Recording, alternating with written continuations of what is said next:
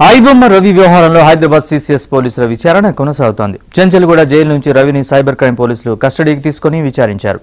ఇప్పటికే ఐబొమ్మను బ్లాక్ చేశామని పోలీసులు చెబుతుంటే మరోసారి ఐబొమ్మ వన్ వెబ్సైట్ ఆన్లైన్లో ప్రత్యక్షమైంది. దీంతో నెటిజన్లు అవాక్కవుతున్నారు.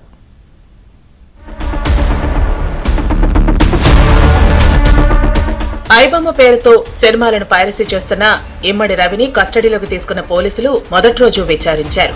ఐబొమ్మ రవి బ్యాంకు లావాదేవీలపై ఆరా తీసిన పోలీసులు రవి నెట్వర్క్, ఇంటర్నెట్ సోర్స్ పై ప్రశ్నల వర్షం కురిపించారు. అలాగే సీసీఎస్ టీం రవి బ్యాంకు లావాదేవీలను పూర్తిగా పరిశీలించిన అధికారులు అతని నెట్వర్క్ ఎలా పనిచేసింది, వెబ్సైట్ నిర్వహణకు ఉపయోగించిన ఇంటర్నెట్ సోర్సులు ఏంటి అన్న అంశాలను కూడా ఆరా తీసింది.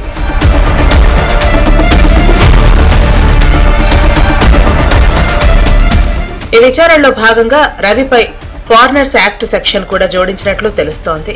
అదే సమయంలో రవి ఉపయోగించిన ఎన్ఆర్ఐ ఖాతాలు, క్రిప్టో కరెన్సీ ట్రాన్సాక్షన్స్, వివిధ డిజిటల్ వ్యాలెట్లు, దేశంలోని అనేక బ్యాంకు ఖాతాలపై పోలీసులు లోతుగా విచారణ చేస్తున్నారు.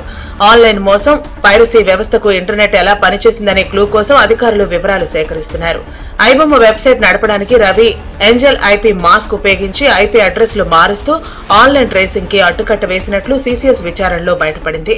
కేసు దర్యాప్తులో భాగంగా కోర్టు 5 రోజుల కస్టడీకి అనుమతి ఇవ్వడంతో రవిని మరింత లోతుగా విచారించనున్నారు. మరికొన్ని కీలక వివరాలు రాబట్టేందుకు రవిని మరో 4 రోజుల పాటు కస్టోడియల్ విచారణ కొనసాగనుంది.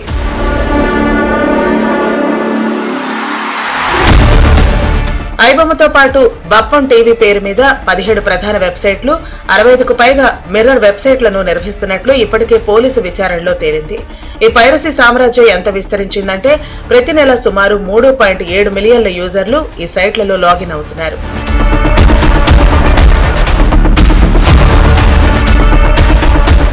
రవి తన ఆదాయాన్ని పెంచుకోవడానికి యూజర్లను ప్రముఖ గేమింగ్ బెట్టింగ్ సైట్లకు మళ్లిస్తున్నట్లు పోలీసులు గుర్తించారు.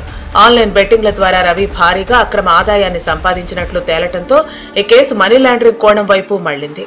ఈడీ అధికారులు ఇప్పటికే హైదరాబాద్ సిపికి లేఖ రాయటం జరిగింది. దీంతో హైదరాబాద్ పోలీసులు కేసుకు సంబంధించిన వివరాలు ఇవ్వగానే ఈడీ ఈసీఐఆర్ నమోదు చేసి విచారణను మొదలుపెట్టనుంది.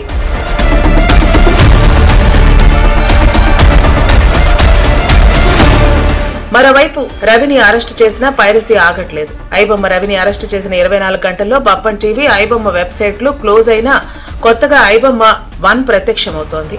సోషల్ మీడియాలో అన్న మళ్లీ వచ్చాడు అనే ఎలివేషన్ పోస్టులు కనిపిస్తున్నాయి. ఈ ఐబొమ్మ వన్ లో ఏదైనా సినిమాను క్లిక్ చేస్తే మూవీ రూల్స్ కు రీడైరెక్ట్ అవుతోంది. కానీ అందులో కేవలం మూవీ రివ్యూలు మాత్రమే కనిపిస్తున్నాయని సైబర్ క్రైమ్ పోలీసులు చెబుతున్నారు. మొత్తంగా హైదరాబాద్ సైబర్ క్రైమ్ పోలీసులకు ఈ కేసు పెద్ద సవాల్గా మారింది. ఐబొమ్మ ఎకోసిస్టంలో 65 మిర్రర్ వెబ్సైట్స్ ఉండగా అందులో ఐబొమ్మ 1 ఒకటి అయి ఉండొచ్చని పోలీసులు భావిస్తున్నారు.